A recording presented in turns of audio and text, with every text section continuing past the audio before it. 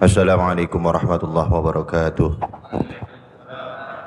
Ila hadratin Nabi Mustafa Sayyidina wa Maulana Muhammadin sallallahu alaihi wasallam wa ala alihi wa azwajihi wa dzurriyyatihi wa ila alihi ajma'in. Wa khususan ila Habib Alawi bin Ahmad bin Hasan bin Abdullah bin Alawi ila Haddad bin Alawi wa khususan ila Ahmad bin Yusuf bin Yahya wa khususan ila Habib Nawfal rahimahullah wa Syekh Kiai Haji Muhammad Said Abdul Bawar wa khususan Syekh Kiai Haji Zainal Abidin Sukabumi wa khususan Syekh Kiai Haji Ibn Badruddin Al-Haitami Sukabumi wa khususan Abi Kiai Haji Abdul Jabajil Kiai Haji Ismail bin Masallah wa khususan ولجميع المؤمنين والمؤمنات والمسلمين والمسلمات الأحياء منهم والأموات الفاتحة. أعوذ بالله من الشيطان الرجيم. بسم الله الرحمن الرحيم. الحمد لله رب العالمين الرحمن الرحيم مالك يوم الدين. إياك نعبد وإياك نستعين اهدنا الصراط المستقيم صراط الذين أنعمت عليهم غير المغضوب عليهم ولا الضالين آمين. بسم الله الرحمن الرحيم. الحمد لله والصلاة والسلام على رسول الله محمد ابن عبد الله. أشهد أن لا إله إلا الله وحده لا شريك له وأشهد أن سيدنا ونبينا محمد عبده ورسوله لا نبي بعده. Puja puji serta syukur kita panjatkan kepada Allah Subhanahu wa taala yang mana sampai saat ini detik ini Allah masih memberikan kita nikmat sehat panjang umur, nikmat menuntut ilmu, juga nikmat iman dan Islam. Salawat beserta salam tak lupa terlimpah dan tercurah ke junjungan alam yakni habibana wa syafi'ana wa maulana Muhammad sallallahu alaihi wasallam, yang bersama-sama kita hormati dan muliakan guru kita Kakanda Ustaz Syah Harun Sya'rani, juga para segenap jamaah semuanya yang mohon maaf tidak bisa saya sebutkan namanya satu persatu, namun tidak mengurangi rasa hormat dan takzim saya. Kita doakan guru-guru kita semoga Allah panjangkan umurnya, Allah sehatkan badannya, Allah mudahkan segala urusannya agar terus bisa membimbing kita, mendekatkan diri kita kepada Allah Subhanahu wa taala. Alhamdulillah, kita lanjutkan kajian kita kembali, yaitu kajian Syarah Ratib Al-Haddad yang bawa kitab halaman 22. Yang bawa kitab halaman 22 baris paling terakhir, yaitu kalimat al-khamisu al-julusu ada makanin tahirin. Halaman 22 baris paling terakhir. Bismillahirrahmanirrahim. Qala al-musannif rahimallahu ta'ala nafa'ana bihi wa bi'ulumihi fid dharain amin. Kemarin kita sudah bahas tentang syarat-syarat rukun-rukun zikir. Sudah 4 yang kita bahas. Yang pertama, sebelum zikir itu kita harus bertaubat terlebih dahulu. Yang kedua harus Yang kedua harus senantiasa dalam keadaan suci, yaitu wudu, kalau bisa mandi dulu. Yang ketiga yaitu meminta pertolongan dalam hatinya ketika hendak berzikir kepada gurunya. Minta tolong hatinya kepada guru, karena guru kita itu hatinya bertali sambung dengan gurunya, gurunya guru kita bertali sambung lagi dengan gurunya guru bertali sambung kepada tabi'in, tabi'in hati mereka bertali sambung kepada para sahabat, sahabat bertali sambung hatinya kepada Rasulullah sallallahu alaihi wasallam, dan Rasulullah itu hatinya tidak pernah sedetik pun lepas dari Allah Subhanahu wa taala. Meminta istimdad atau meminta madad, itu. Yang kelima, nomor 4. Yang keempat, dia meyakini bahwasannya pertolongan yang dia peroleh dari gurunya itu merupakan berpuncak dari Nabi Muhammad SAW. Jadi bukan jangan putus di guru, wah ini guru saya nih penyebabnya saya begini, enggak. Tapi dari Rasulullah SAW. Sekarang kita bahas yang nomor 5. Yang nomor 5 adalah al-khamisu, syarat adab rukun dzikir yang kelima adalah al-julusu ala makanin tahirin, hendaklah dia mencari posisi duduknya di tempat yang suci. Jadi duduknya jangan sembarangan, tempat zikirnya jangan sembarangan, usahakan mencari tempat yang suci di situ. Kalau masjid, musola udah jelas ya. As-sadisu yang nomor 6, tatyibu majlis dzikri birraihati at-tayyibah. Nomor 6 syaratnya harus mewangikan majlis dzikir, mewangikan majlis dzikir, mengharumkan majlis dzikir birraihati at-tayyibati, dengan wewangian yang harum. Ya, jadi majlis zikir kalau bisa, mau apapun bentuk zikirnya, mau rotib ke apaan ke, itu kalau bisa diwangiin dulu. Nah ini di kita ini kadang pakai wangi-wangian itu kalau pas lagi marhaban doang, semprotin ya. Padahal bukan cuma itu, ini rukun ya, rukun ya. Nah, jadi tempat zikirnya itu dikasih wangi-wangian dulu. Kalau pakai dupa tuh, tapi dupanya jangan yang murah, Ustaz. Jangan yang murah, yang bagusan dikit, ini gitu. Lianna majalis dzikri, kenapa harus diwangikan tempat zikir itu? Kenapa? Jawabannya lianna majalis dzikri, karena majlis zikir itu la takhlu 'anil malaikati, itu mesti ada malaikat di situ. Malaikat ikut gabung di situ. Bukan hanya malaikat, wa an mu'mini al-jinni, jin juga rekan kita tuh yang tetangga sebelah yang mukmin ikut berzikir bersama orang-orang yang zikir.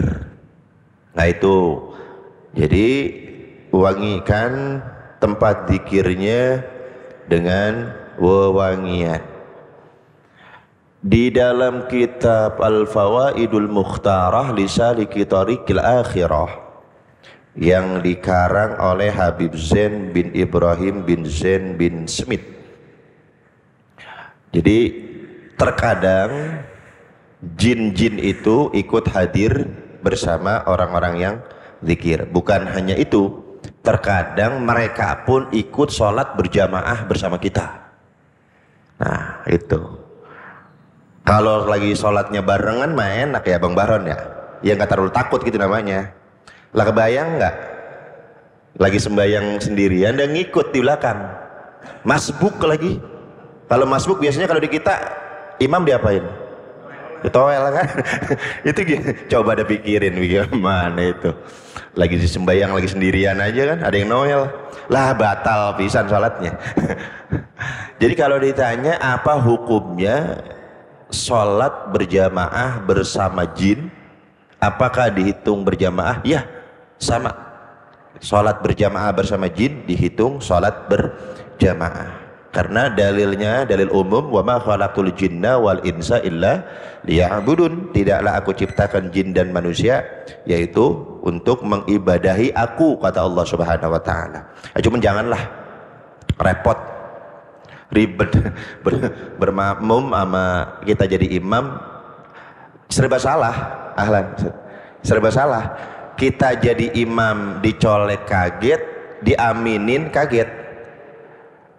Gimana nggak kaget coba? Kita walad dolin, amin kagak ada bentuknya. Gimana? Ini siapa yang aminin ini? Ditengok ke belakang nggak ada orangnya. Pun kalau kita jadi makmum dia jadi imam juga repot. Nggak kelihatan ngikutin apaan kita, nggak bisa. Nah, seperti itu. Nah, Habib Zain itu dalam kitab Fawaidul Mukhtarahnya halaman 609, beliau membahas seputar masalah jin sedikit. Ya, masalah jin. Jadi jin itu Al-jinnu yatasawwaru katsiran fi suratil hayyati wal aqrab.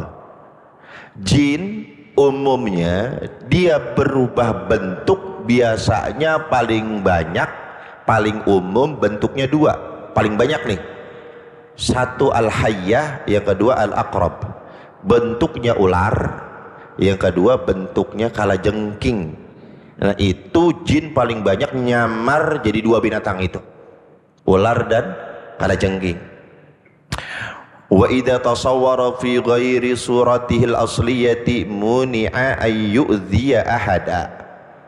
Kalau ini jin berubah bentuk, wujud jadi apapun, dia kan hebat. Hebatnya jin itu bisa nyamar jadi apa aja. Seandainya dia berubah bentuk menjadi sesuatu yang dia inginkan, kemudian dia mengganggu manusia, mengganggu kita nih, nah itu nanti dia dihukum, hukumannya nggak bisa balik ke wujud aslinya. Itu hukumannya bagi jin tuh. Nah jadi dia udah bikin perjanjian tuh sama Allah, boleh situ berubah bentuk, terserah lo menjadi apa kek, bebas, tapi dengan catatan nggak boleh gangguin orang. Kalau kamu gangguin orang, maka dia nggak bisa balik lagi ke bentuk asli, nggak bisa. Jadi bentuk, kalau ditanya bentuk asli jin itu kayak apa, nggak ada yang tahu, karena dia barang gaib, nggak ada yang tahu. Adapun orang-orang yang katanya orang pinter, ya, orang yang mempunyai kelebihan apa kekurangan, saya nggak tahu. Kelebihan apa kekurangan itu?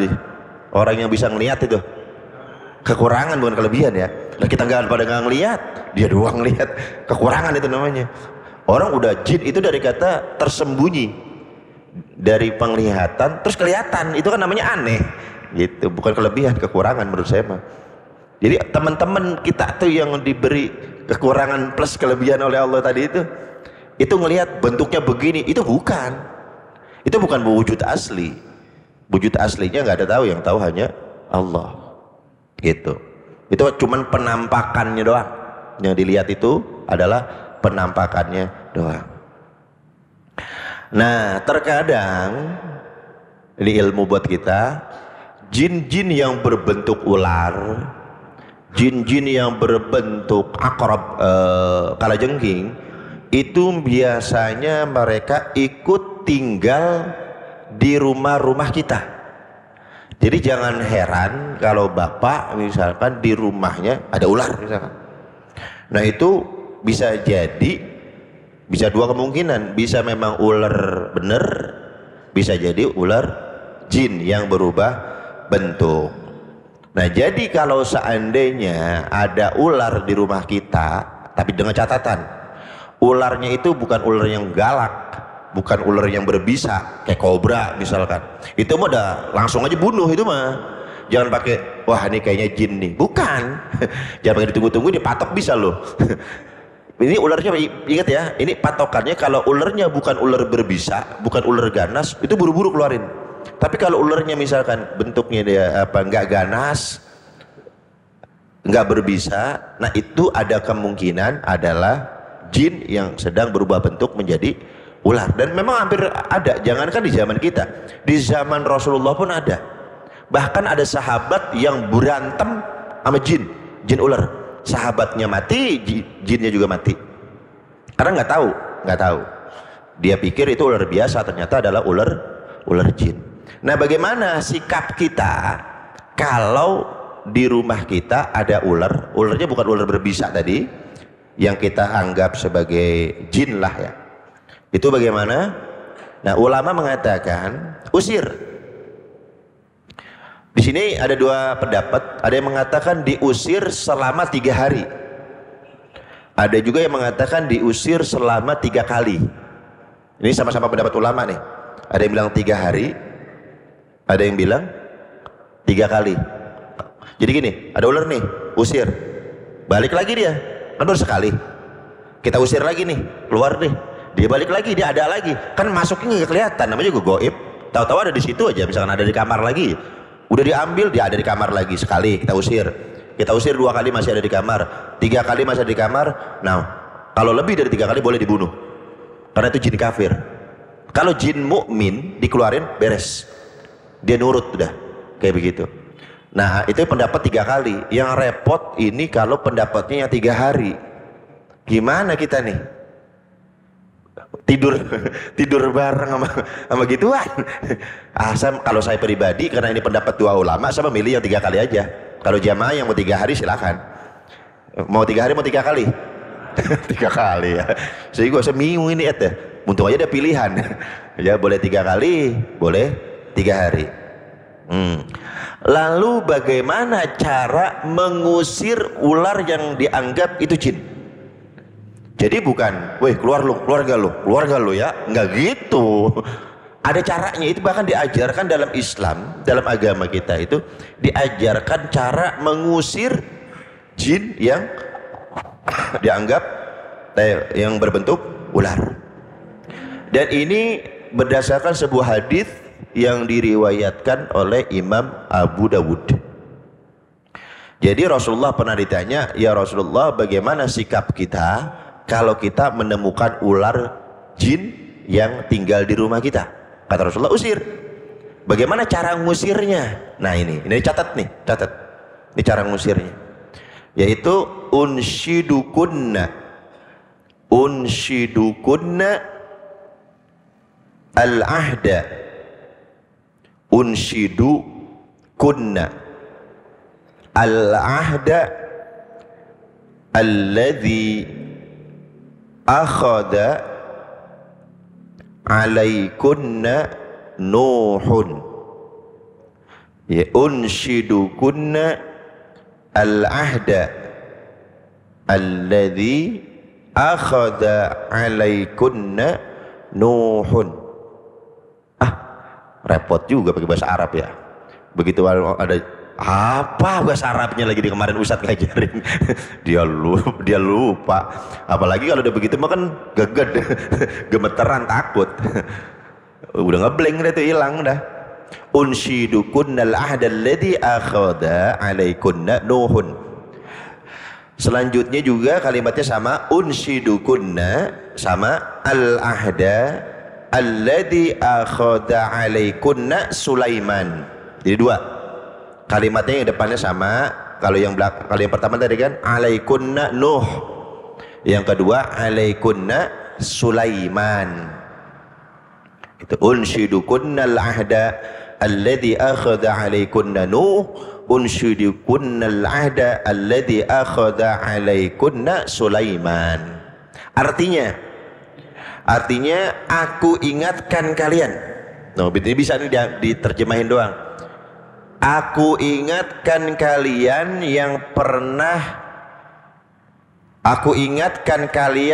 atas janji. Aku ingatkan kalian atas janji yang pernah Nabi Nuh ambil dari kalian. Ya, itu artinya aku ingatkan kalian atas janji yang pernah Nabi Nuh ambil dari kalian. Yang kedua, aku ingatkan kalian atas janji yang pernah Nabi Sulaiman ambil dari kalian. Jadi ternyata riwayatnya, asbabul wurudnya itu, kenapa ada Nabi Nuh dan Nabi Sulaiman di situ? Karena ketika pada Nabi Nuh dulu ketika di banjir, nah itu kan semua binatang, semua makhluk naik tuh ke perahunya, termasuk kalajengking dan ular tadi mau masuk, mau ikut ke perahunya Nabi Nuh. Dilarang sampai Nabi Nuh, jangan, kalau ente ngikut tim aneh, kata Nabi Nuh, habis ini dipatok-patokin mente. Habis dipatok-patokin, jangan. Akhirnya ular dan kalajengking ikrar, bikin janji, saya janji nggak bakal ganggu. Nah itu asalnya gitu sampai Nabi Nuh. Kalau Nabi Sulaiman, kan Nabi Sulaiman penguasa, bukan hanya manusia, jin, binatang, angin, tunduk di bawah kekuasaan Nabi Sulaiman. Nah itu makanya disebut 2 nabi ini. Nabi Nuh, aku ingatkan kalian atas janji, gitu kan ya, yang pernah Nabi Nuh ambil dari kalian. Yang kedua, aku ingatkan kalian atas janji yang pernah Nabi Sulaiman ambil dari kalian. Itu kalau mau ngusir apa namanya, ular, kalajengking yang kita prediksi itu jin, itu begitu. Allah kemudian tambahkan kalimat di akhirnya, Allah tu'dzuna, jangan ganggu kami. Nah itu ya, terakhirnya itu Allah tu'dzuna, jangan ganggu kami. Kemudian Rasulullah mengatakan fa in udna faqtuluhunna, udah diusir 3 kali berturut-turut masih bandel juga ini si jin berbentuk ular dan akrab, kalajengking, faqtuluhunna, bunuh, boleh baru dibunuh. Jadi nggak boleh kita langsung membunuh ular yang tidak berbisa tadi, nggak boleh langsung dibunuh, nggak boleh. Kenapa? Khawatir itu jin, dan itu kan jin punya keluarga, dia kan punya balat, punya keturunan. Lah kalau keluarganya kagak nerima bagaimana? Balas dendam. Nah itu kesurupan lah segala macam. Nah itu akibatnya karena kebodohan kita tidak maksimal memahami ilmu agama. Makanya saya sampaikan ini ya, seperti itu. Nah jin ini juga diberi beban oleh Allah berupa ibadah, sama seperti kita. Dia menikah, ada syekhnya, ada ustadznya, ada kiainya, ada sama. Ada yang baiknya, ada yang buruknya, ada yang tukang ke masjid, ada yang nongkrong, ada yang mabuk, lah sama udah kayak kita, udah sama persis, nggak buang pisan. Kalau orang sini bilang sama udah. Bahkan Shahibur Ratib Imam Abdullah Al-Haddad itu punya murid jin. Imam Abdullah Al-Haddad punya murid bangsa jin. Jadi ini dikisahkan oleh salah satu murid beliau yang bernama Said Muhammad bin Syekh Al-Jufri. Ya, Said Muhammad bin Syekh Al-Jufri. Ketika Imam Abdullah Al-Haddad ngaji nih kayak kita nih, cuman ngajinya ngaji asar, waktunya waktu asar. Ternyata ada ular yang sangat besar, mungkin kayak sancak modelnya kali gitu ya. Ularnya saya juga nggak tahu gitu. Ada ular yang sangat besar di samping Sayyidina Imam Abdullah Al-Haddad. Nah Imam Abdullah Al-Haddad kan Shahibur Ratib ini buta dari kecil, umur 4 tahun udah buta beliau. Jadi beliau nggak ngelihat kalau ada ular. Jamaah itu inisiatif, oh itu ada ular tuh di samping Imam Abdullah tuh, usir. Nah tuh rame tuh di majelis tuh, bayangin. Nauzubillah, jangan di saya ya, ini mah lagi contoh terhadap saya lagi, jangan jin, jangan. Yang lain aja ustadznya. Lah bayang orang lagi ngajar tuh ular begini gede banget. Nah kaget nih, rame nih, keluar nih rame-rame nyari apa? Nyari bambu, nyari kayu, mau diusir ini sama jamaahnya Imam Abdullah Al-Haddad. Nah memang Imam Abdullah Al-Haddad matanya buta, tapi kan beliau bisa melihat dengan mata batin beliau. Tahu beliau ternyata ada ular, tahu, bukan nggak tahu. Cuma santai selau. Lah kalau kita mau kabur pisan. Dia selau aja, tetap aja ngajar biasa. Begitu ini jamaah udah nyiapin bambu, mau nyodok ini si ular, ngomong, dibentak oleh Imam Abdullah Al-Haddad. Beliau mengatakan laqtaqtulil hayyata watrukha. Jangan dibunuh nih ular. Biarin, jangan ganggu. Dia lagi ta'lim memane. Lagi ta'lim tuh ular. Pabaqiyat ila an faragu minad dars, dan ini ular dibiarin sampai beres pelajaran Imam Abdullah Al-Haddad, sampai selesai pengajiannya.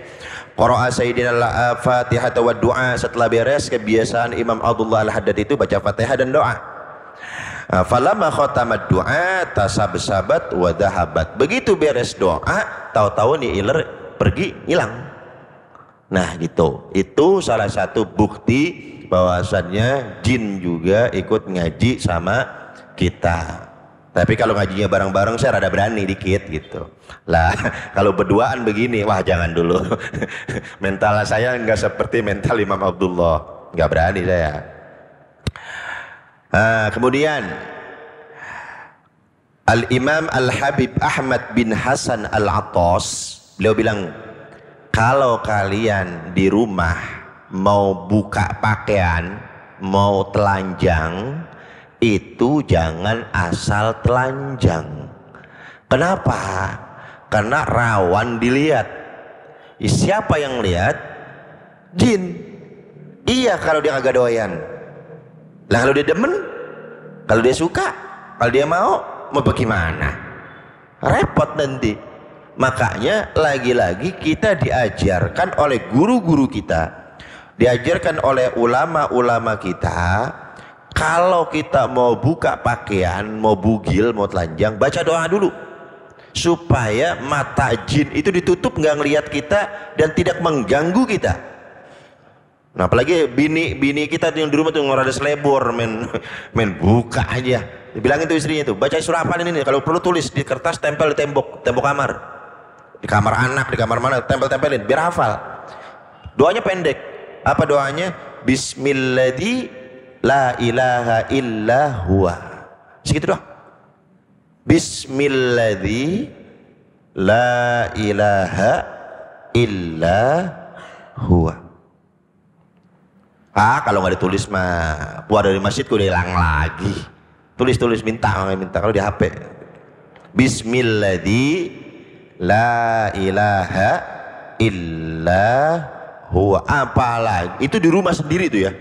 Apalagi kalau kita nginep di villa, di hotel, di apa tuh yang serem-serem begitu, apalagi begitu mah. Itu tuh seperti itu ya. Udah, bismilladzi la ilaha illa huwa, kayak gitu.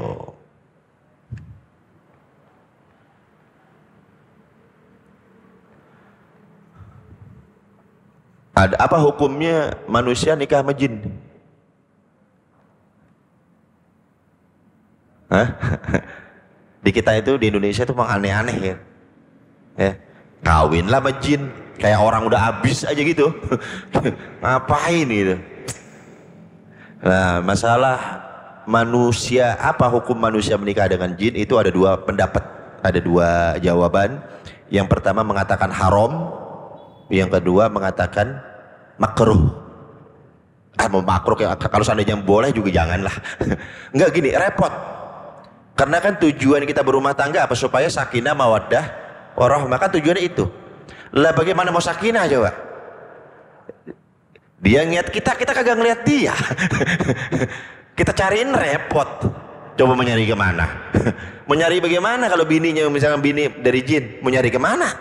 Dia ngilang, dia ngambek, dia pergi. Lu mau nyari kemana? Yang kedua nafkahinnya, apa nggak repot nafkahin jin? Beli di mall mana pakaian kalau lebaran? Ayo. Ayo bang, beli di saya pakaian apa? Di mana belinya neng? Repot. Masya Allah, Bang Udin.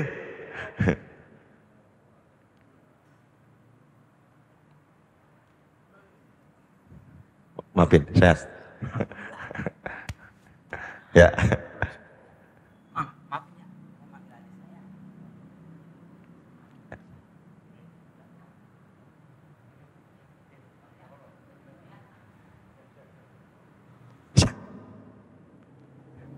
Ya, gitu.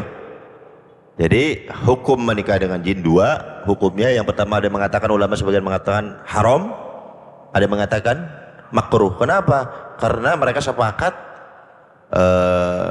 tidak mungkin terjalin keluarga yang harmonis karena beda bentuk, repot.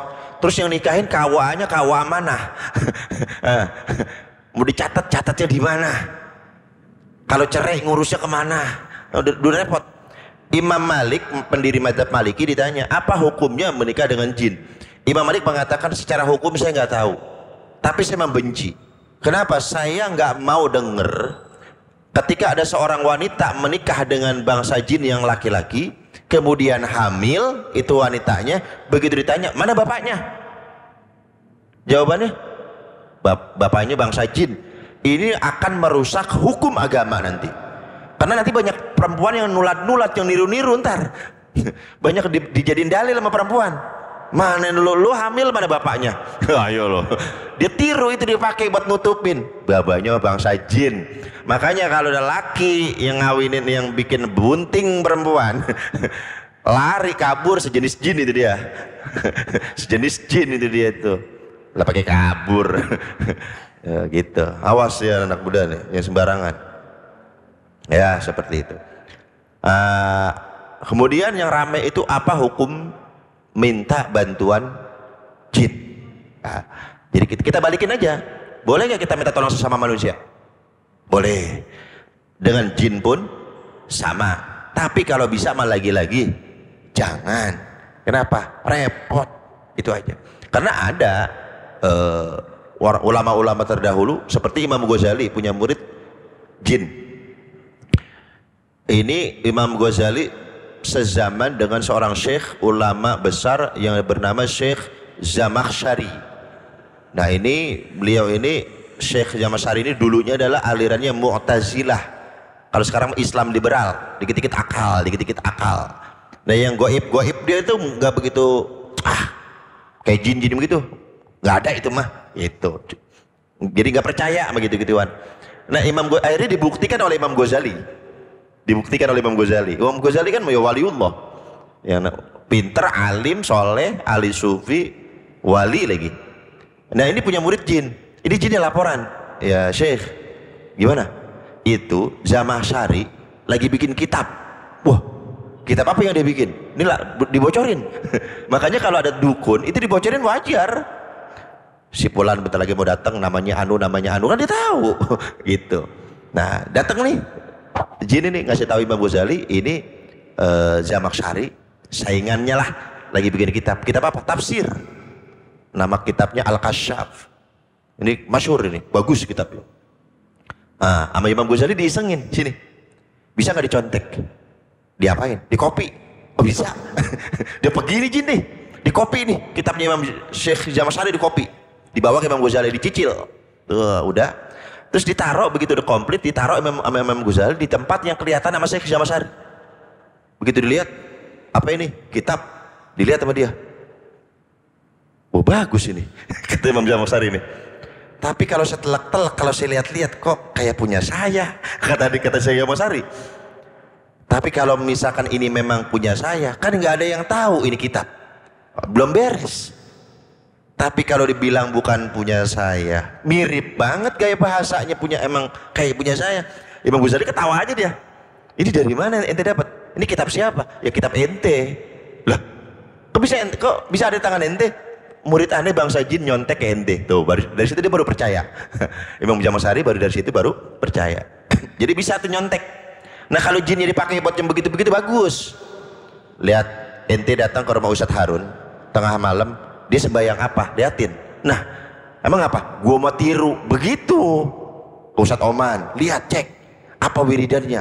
Berangkat laporan. Ini mah dia disuruh nyolong duit. Lah, lu berkahnya di mana? Nyuruh yang begitu. Duitnya colong, ada nggak duitnya di lemari? Ambil. Lah bukan itu. Jadi kalau kita nyuruh orang nyolong, dosa nggak? Jin juga sama. Begitu. Kalau urusannya urusan perkara dunia yang mubah, hukumnya mubah, minta tolong majin. Kalau yang perkara agama, berpahala nyuruhnya. Tapi kalau masalah perkara haram, jadi haram, jadi dosa hukumnya. Gitu. Paham ini? Gak usah yang begitu, gak usah main-mainin begitu. Berteman repot-repot. Takutnya ke anak. Kitanya kuat, anak gak kuat. Itu bahaya nanti. Ulama-ulama dulu itu, mereka itu biasa sholat berjamaah bareng jin. Kalau yang punya rumah itu kesiangan, maksudnya nggak bangun, biasa jam 2 bangun itu nggak bangun, itu berisik. Wah, gobrak dibangunin, gitu. Mau begitu? No, jangan ngeri. Ya, jadi syarat rukun dzikir yang kelima harus apa?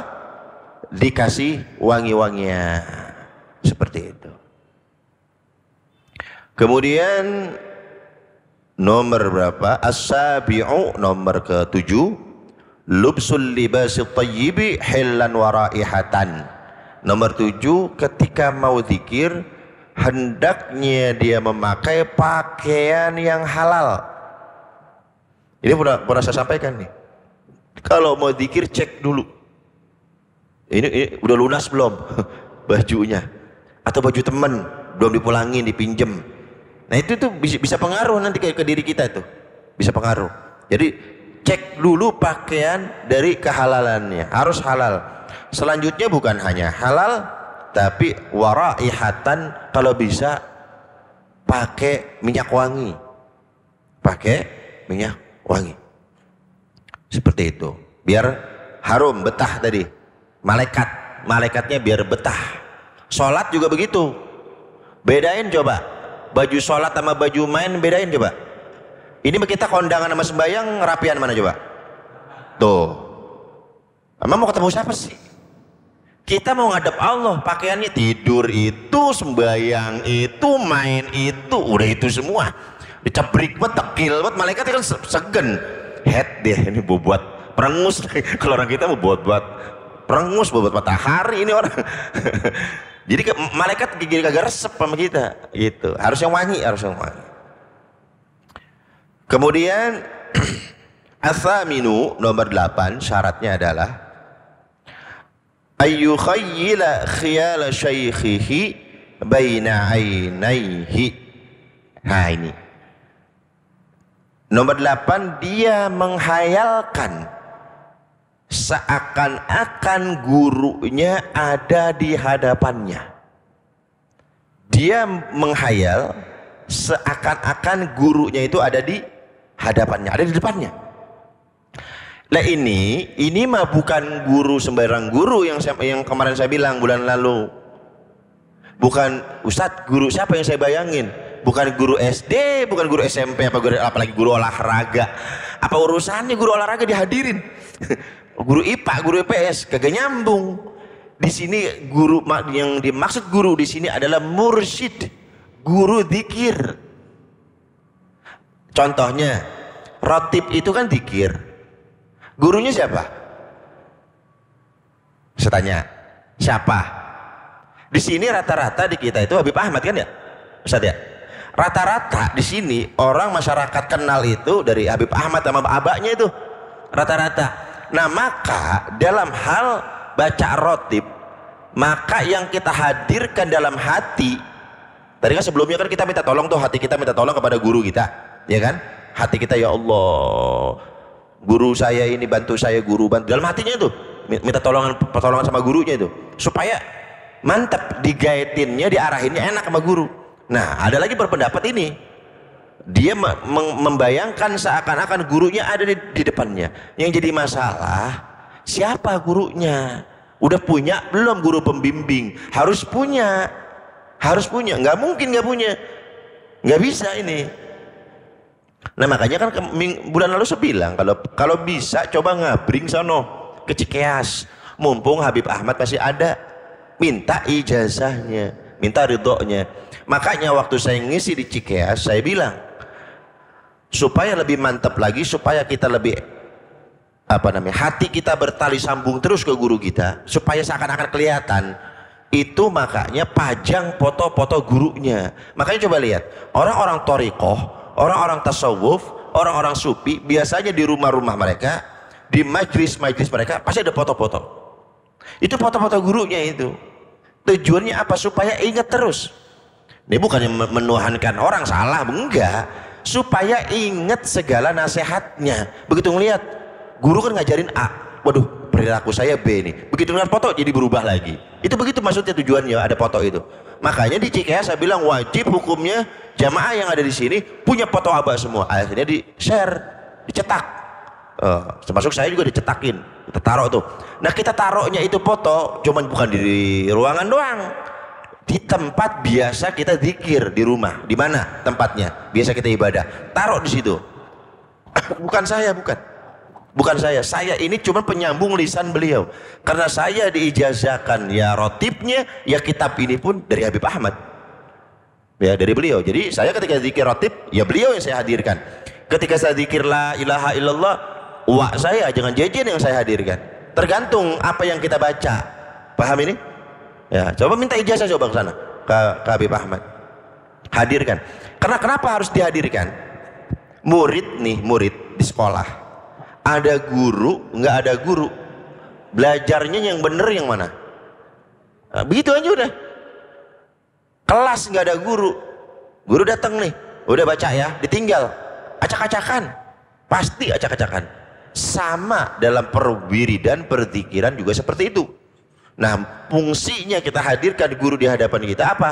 Supaya kita terarah, fokus, khusyuk. Itu maksudnya. Paham ini? Wa hadza indahum akadul adab. Dan ini menurut sebagian ulama-ulama ahli sufi adab yang sangat ditekankan. Ini adab yang sangat penting maksudnya. Nah, kemarin sudah saya sampaikan. Saya ingin membahas masalah adab kepada guru karena banyak di antara kita yang kurang paham adab sama guru. Nah, ini di antaranya ketika zikir pun, bahkan ketika zikir pun adabnya ada berapa kali tuh guru kena kan? Yang pertama hatinya minta tolong ke guru. Betul kan ya? Yang kedua ini dihadirkan wajah gurunya. Nah, sekarang ini buat anak-anak nih dengerin nih. Dengerin. Adab kepada guru. Kalau kita ngaji kemudian kita tidak beradab, berakhlak, nggak punya tata krama kepada guru, sudah bisa dipastikan nggak bakal dapat ilmu manfaat. Itu udah dijamin. Nggak bakal. Kalau tidak beradab, nggak mungkin. Bagaimana mungkin ilmunya diambil, orangnya dicela? Itu bagaimana? Orang sedekah, duitnya diambil, yang sedekahin kita omel-omelin, itu gimana? Bakal dikasih lagi nggak?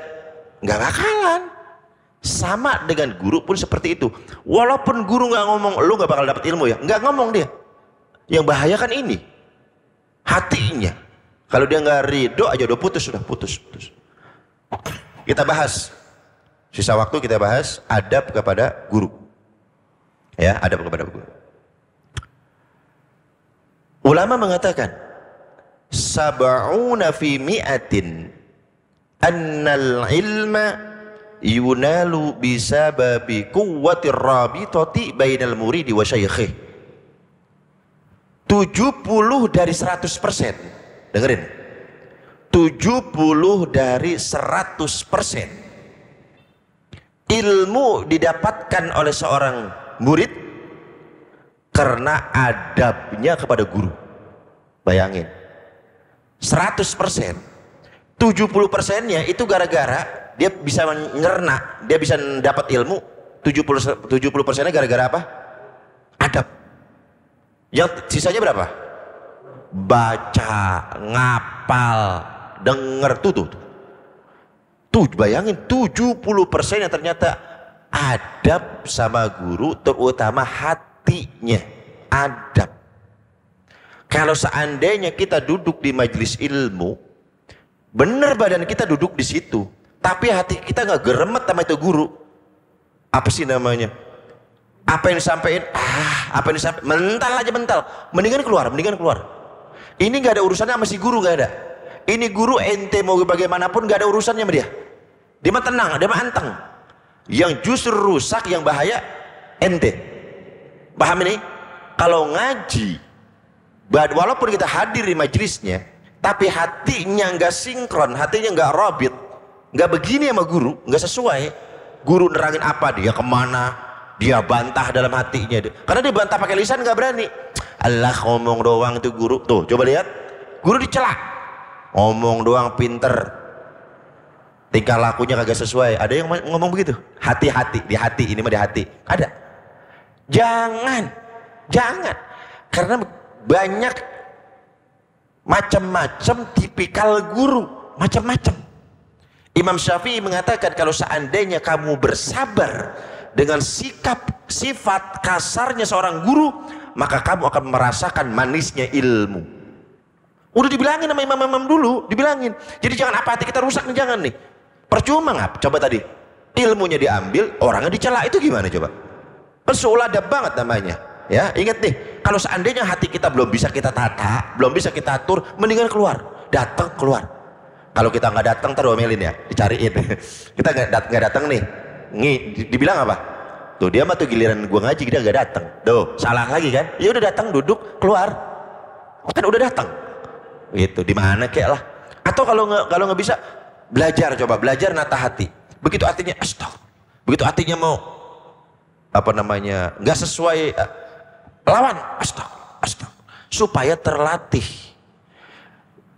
Jadi guru mah kagak butuh murid, yang butuh mah siapa emang? Yang butuh guru apa murid? Murid yang butuh mah. Guru mah nggak peduli, nggak ada urusan sama si guru, nggak ada. Nanti yang ditanya itu, nih ditanya nih, bagaimana sholat yang bener nggak? Nggak. Kenapa nggak bener? Nggak ngaji. Emang nggak ada guru? Tuh coba. Nah kalau guru ancamannya cuma satu, ikhlas apa kagak? Udah itu doang guru mah. Tapi selain guru, masyarakat umum, orang awam, orang bodoh, yang ditanya ngaji enggak? Itu tuh. Nah kalau guru mah nggak ada orang juga, dia bisa nanti berdalih di hadapan Allah. Emang nggak ngajar? Saya ngajarin siapa? Masih bisa dia ngomong begitu. Nah ini jadi masalah ini. Kenapa nggak ngaji? Oh, mau jawab apa nanti di hadapan Allah? Kondangan. Mau jawab apa nanti? Ayo. Nggak bisa. Paham ini ya?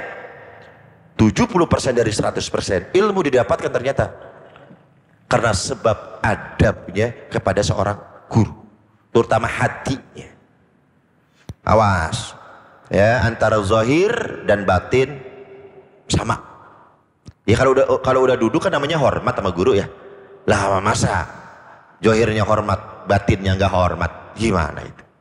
Karena macam-macam kan, orang hadir ke sini kan macam-macam nih. Ya kan? Ada yang faktor nggak enak, bener.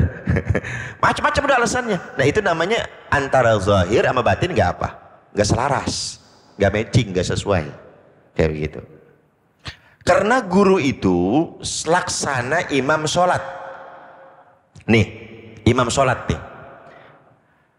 Ketika kita berjamaah, Allahu Akbar, jadi makmum, ada keretak di hati, gue mau parokoh aja saya keluar aja saya misah aja dari jamaah. Maka saat itu juga, detik itu juga jadi munfarid status sholatnya, nggak berjamaah. Dia munfarid karena tadi udah niat keluar dari rombongan jamaah, tapi gerakannya masih ngikutin gerakan imam. Batalat sholatuhu, sholatnya batal. Dalam fikih itu begitu. Ini kita nih, kalau imam kita rasa, jadi antara imam dengan guru itu sama.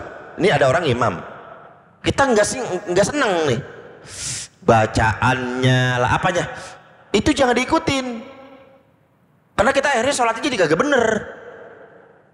Bagaimana resepnya? Mufarokoh, keluar, saya niat mufarokoh dalam hati, tidak berjamaah, tapi jangan lagi ngikutin gerakan imam. Paham ini? Ini dalam fikih itu begitu. Itu namanya mufarokoh. Nah, jangan diterusin, jangan. Kenapa? Nggak khusyuk. Nah begitu sudah memutuskan saya keluar, maka nggak boleh lagi ngikut. Paham ini? Dengan catatan dia tidak dapat pahala sholat berjamaah. Kan gitu kan? Orang yang punya guru pun sama.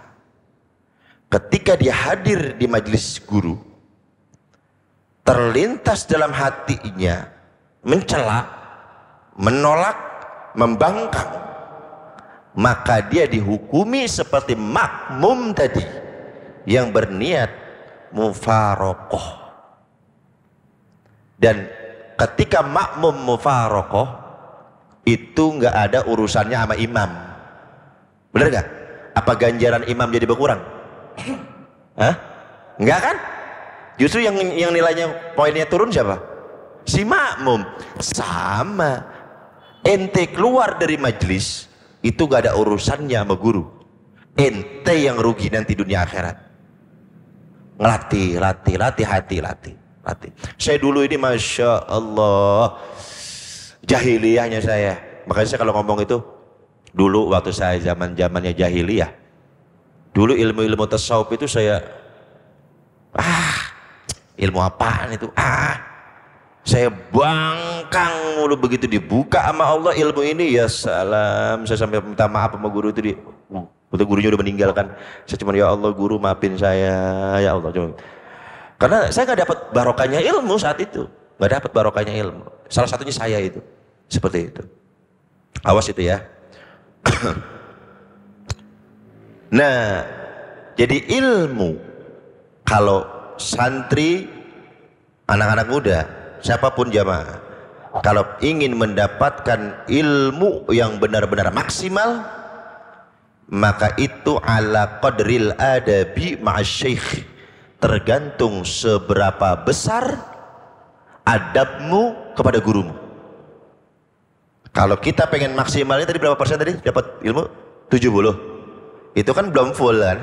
Maksudnya ada orang yang dapat cuma 20, ada yang dapat cuma 40, 50. Kalau kita pengen maksimal, ala qadril adabi masyikh, tergantung seberapa besar adab kita kepada guru kita. Tinggal kita ngukur sendiri aja. Kemudian adab di majelis, yang bagi ayal sama sukut. Kalau di majelis nih guru lagi ngajar, diem, nggak boleh ngomong tanpa diperintah, nggak boleh gerak tanpa disuruh, nggak boleh, baik ngomong maupun gerakan. Sukut, tenang. Imam Syafi'i, imam kita, ketika ngaji dengan Imam Malik, begitu mau buka kertas, bukanya pelan, nggak ada kedengaran suara. Kalau kita kan gini. Kenapa? Takut mengganggu konsentrasi gurunya Imam Malik. Coba pelan-pelan. Ini mah pulpen dimain-mainin kadang-kadang. Kotrek. Apa aja. Nanti tuh dilatih. Fokus. Tuh adab tuh. Coba perhatiin zaman sekarang. Oh, di Indonesia itu gak kekurangan orang pinter. Tiap tahun S1, S2, S3 wah banyak banget udah. Indonesia gak kekurangan orang pinter. Tapi umat Islam Indonesia saat ini kekurangan santri yang beradab, siswa yang beradab, kekurangan, kurang jauh. Coba kita ingat dulu waktu kita masih kecil sama zaman sekarang, udah jauh banget sama guru. Dulu kita digamparin sama guru, berani ngadu. Sekarang dilaporin ke polisi, diapain? Dipenjara gurunya. Lah kalau gurunya dipenjara, ilmunya juga ngikut ke penjara lah. Ini nih zaman sekarang nih, orang pinter gak kurang di Indonesia, yang kurang orang beradab yang kurang, kayak gitu. Jadi di majelis guru diem, baik badannya, mulutnya dijaga, betul-betul dijaga. Kalau sama guru, jadi bahasanya bukan gini, ente udah berapa lama, ini bahasa kita nih, ente udah berapa lama ngaji sama beliau?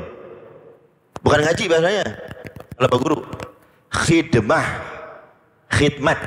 ngabdi, paham ya? Ente udah berapa lama nemenin tuh kiai, gitu. Jangan pakai itu, rubah bahasanya. Karena seorang murid kepada guru itu laksana seorang budak kepada tuannya, harus ikut. Ente udah berapa lama khidmah sama kiai anu? Oh, bahasanya gitu tuh, khidmah, merendahkan dirinya, tawadhu. Bukan nemenin, udah ente udah berapa lama nemenin, kayak kesannya nemenin, butuh ya si gurunya juga. Jadi bahasanya ke sono gitu. Khidmah, ngabdi, ente udah berapa lama khidmah sama guru itu bahasanya. Ya. Nih, ini adab khidmah. Khalifah Harun ar-Rasyid, khalifah yang sangat soleh, khalifah yang sangat jujur, punya anak 2 laki-laki, namanya Amin dan Ma'mun. Ngaji sama seorang ulama besar, namanya Imam Al-Kasai. Ini kebiasaan dua-duanya nih. Amin dan Ma'mun begitu beres ngaji, dua-duanya lari keluar majelis. Ngapain? Nyiapin sendal gurunya. Keluar, rebutan. Nah, Imam Al-Kasai ini gurunya ngelihat. Masya Allah, berarti adabnya jalan nih murid. Supaya tidak mengecewakan dua-duanya, dibilang oleh Imam Al-Kasai apa? Likulli wahidin wahidah. Ya udah, satu orang satu. Sini dari kanan dulu, baru sini yang kiri dulu. Tuh adabnya tuh. Ini mah guru ngajar sudah hilang. Mikirin apa tahu? Ya Allah, ini nih siapin, rapihin. Dari guru tuh kayak begitu. Saya pernah dengar kisahnya, wallahu a'lam, antara kisah Syekh Khalil Bangkalan Madura dengan muridnya Mbah Hasyim Asy'ari. Jadi dulu Mbah Hasyim Asy'ari ini ngaji ke Mbah Holil Bangkalan di Madura. Kita dulu sering ya ziarah ke sono. Nah, ini Mbah Hasyim ngaji ke Mbah Holil, lama nih. Terus kan ke Arab, pulang pinter. Nah, keilmuan konon katanya keilmuan Mbah Hasyim Asy'ari itu sama dah sama gurunya, bahkan melebihi. Nah, inilah adab. Ini adab ini. Ini susah, ini sulit nih. Ketika ada murid yang kecerdasannya ngalahin guru, itu guru susah ngakuin itu. Itu susah banget itu. Ada ini misalnya ngaji nih, saya ajarin nih, pinter, ternyata pinternya kalian nih, amin, melebihi saya, amin. Nah itu tuh susah tuh. Jadi ini guru kagak mau kesiak, kagak mau kesalip. Bahasa sering keluar nih, orang Betawi bilang, bocah baru kemarin, satu, ngerti apaan dia, dua, tuh kan, songo ngomongin tua, tiga tuh. Ini sering banget kita tuh begitu tuh. Yang Ustadz, kita perlu kader, perlu penerus. Kalau kagak dikaderin ilmu kita, kalau ilmu kita gak itu repot. Kita sakit, ini masjid kosong, dia disuruh kagak berani, belum siap, makanya dikader dari sekarang. Jadi kalau ada orang misalkan jadi imam di masjid atau mimpin apa kagak ganti-ganti, ada dua kemungkinan, satu memang istiqomah, yang kedua ogah diganti. Itu kira-kira yang mana itu? Bisa jadi istiqomah, memang sama istiqomah, alhamdulillah. Lah kalau istiqomah apa 70 tahun, lu bukan istiqomah namanya. Kalau istiqomah mah baru 10 tahun, 20 tahun, oke deh, masih mending. Kalau 70 tahun dia aja kagak ganti-ganti, itu mah bukan istiqomah namanya. Kagak mau diganti, jangan. Kader ya, dikaderin. Nah ini Mbah Hashim ilmunya melebihi Mbah Holil. Mbah Holil jujur, Mbah Hashim, nggak tahu manggilnya apa itu kalau bahasa Jawa. Saya mau ngaji ya sama sampean. Loh, bayangin Mbah Hashim, waduh, jangan, masa ngaji sama saya? Dulu tuh kamu, kan saya dulu ngaji sama Mbah. Dulu itu kan dulu. Kalau sekarang mah enggak, kamu udah pintar, kamu udah alim, udah sekarang gantian. Saya yang ngaji sama kamu. Oh jangan. Pokoknya sekali guru tetap guru udah. Bayangin, inilah adabnya nih. Jadi nggak main ambil juga, Ustaz Fitroh. Jangan mentang-mentang gurunya udah tawadu. Antum sekarang lebih alim dari ana, walaupun dulu antum ngaji sama ana. Oh iya dong, enggak, jangan begitu. Wah ini mah PA juga lagi. Iya dong, guru harus ngaji sama saya. Saya alumni Timur Tengah loh, LC. Wah elah, lulusan Cipaduyut. Tibang LC aja juga. Makanya kalau ada yang belaga-belegi, saya juga LC biasa aja. Nggak bisa belagu-belagu. Nah yang ini tawadu nih. Akhirnya kalau nggak salah sholat asar itu. Yaudah, itu sholat asar tuh lama. Apa yang bikin lama? Main dorong-dorongan jadi imam. Ayo, sama kayak kita kan. Kalau sholat disuruh begitu, sholat ya, ayo. Sama-sama kagak bisa dua-duanya itu mah. Lu aja, dua-duanya kagak bisa itu mah. Bukan tawadu, bukan. Saya pikir tawadu, dua-duanya kagak bisa. Ini mah sama-sama orang alim nih. Ayo, lama. Akhirnya ngalah Mbah Hashim, disuruh. Habis itu jadi imam, begitu beres sholat, assalamualaikum, kagak wirid, langsung keluar. Mbah Hashim keluar, Mbah Holil keluar. Ngapain? Mbah Hashim nyariin sendalnya Mbah Holil nyariin sendalnya Mbah Hashim. Udah nyiapin, udah siap. Gitu tuh sama guru mah tuh. Sendal guru diumpetin. Tuh adabnya tuh. Kita baca sejarah-sejarah ala-ala guru-guru kita tuh enak liatnya, dengarnya tuh. Ya Allah, ini mah enggak. Guru ini nyerang guru ononya, ya Allah, yang kesian umat jangan dibawa-bawa, kasihan gitu ya, paham ya? Itu tuh cara ngabdi sama guru tuh. Makanya Habib Zain bilang, kalau kamu pengen tabarukan sama guru nih, pengen kenang-kenangan sama guru, kadang-kadang kita suka minta peci ya, ini kita minta tuh apa lagi, cincin, apa lagi? Itu adab tuh ya, nggak boleh salaman sama guru. Nih, begitu salaman sama guru pakai cincin yang cakep, digini-giniin. Maksudnya apa itu? Lagi salaman, cincinnya giniin. Maksudnya apa? Itu nyiksa batin guru.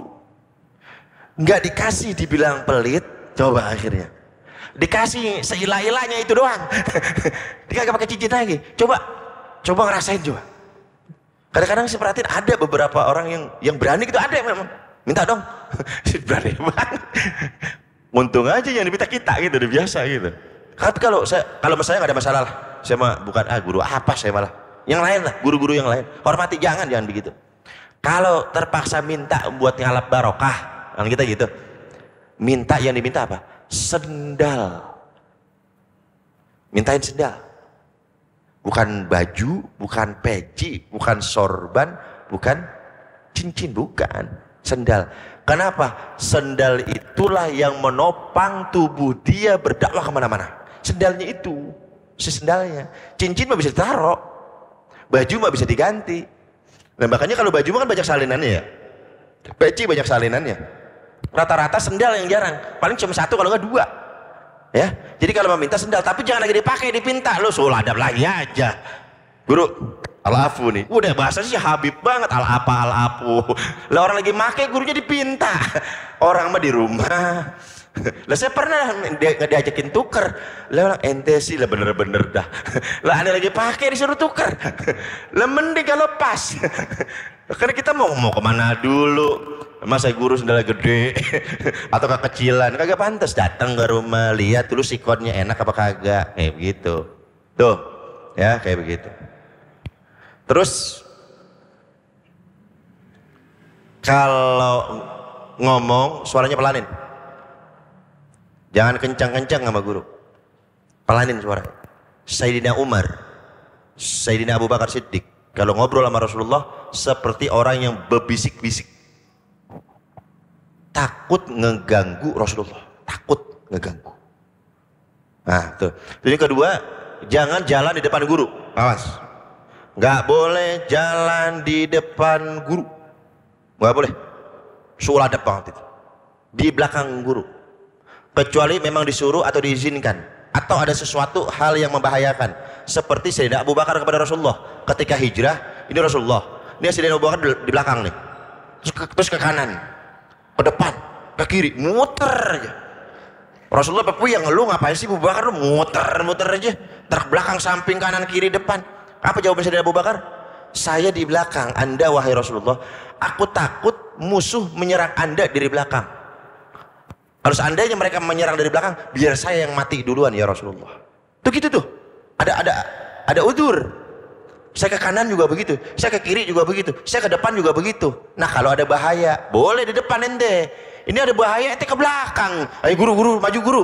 Guru suruh maju. Lah parah. Begitu ada masalah, guru ditinggal-tinggal.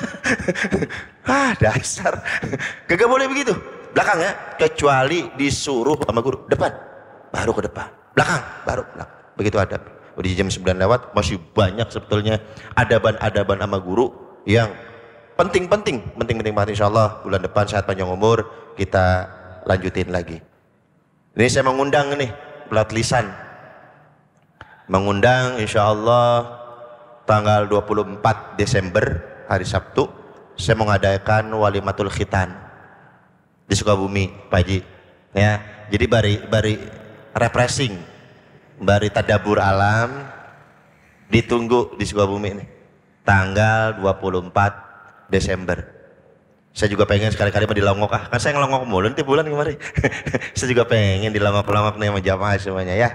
Mudah-mudahan sehat panjang umur, ada waktu luangnya, sehat badannya. Saya tunggu di Sukabumi tanggal 24 Desember. Bareng Ustadz tuh, ngabring dah tuh. Ya, insyaallah ya. Itu saja dapat saya sampaikan. Ada yang mau ditanyain? Silakan seputar pembahasan barusan. Nggak ada. Kalau nggak ada, silakan ditutup doa. Assalamualaikum warahmatullahi wabarakatuh.